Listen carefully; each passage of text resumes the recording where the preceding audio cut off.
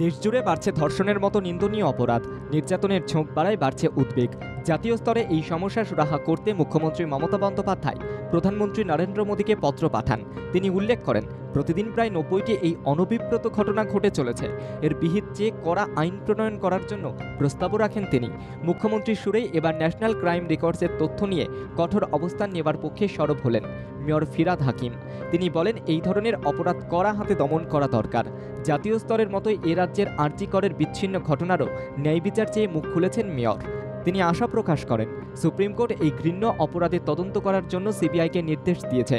Supreme কোর্টের নির্দেশ কার্যকর করে সিবিআই অপরাধীদের ধরবে। এটা ভেরি সিরিয়াস ম্যাটার। একটা মেয়েকে ওইভাবে ধর্ষণ হয়েছে, খুন হয়েছে। দায়িত্বশীল নাগরিক হিসেবে সবার এটাকে দেখা উচিত, যাতে লক্ষ্য রাখা উচিত আমার, যাতে সুপ্রিম কোর্টে আমরা ন্যায্য বিচার পাই এবং পাবো। জাতীয় স্তরের নির্যাতনের ট্রেন্ড দেখে তিনি উদ্বেগ প্রকাশ করেন। বলেন, এই ধরনের ঘটনা সামাজিক ব্যাধিতে পরিণত হয়েছে।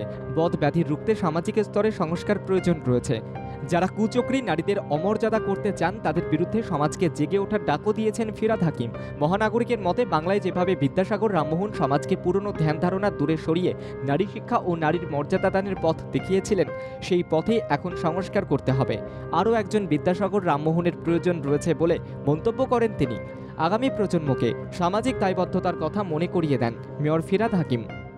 সামাজিক ব্যাধি, সেই জন্য বললাম তো যে এখন আরেকটা ঈশ্বরচন্দ্র বিদ্যাসাগর, আরেকটা রামমোহন রায়ের দরকার। এটা সামাজিক, সারা ভারতবর্ষ, এটা চৈতন্যের ভারতবর্ষ, এটা ক্ষুদিরামের ভারতবর্ষ, এটা নেতাজি সুভাষের ভারতবর্ষ।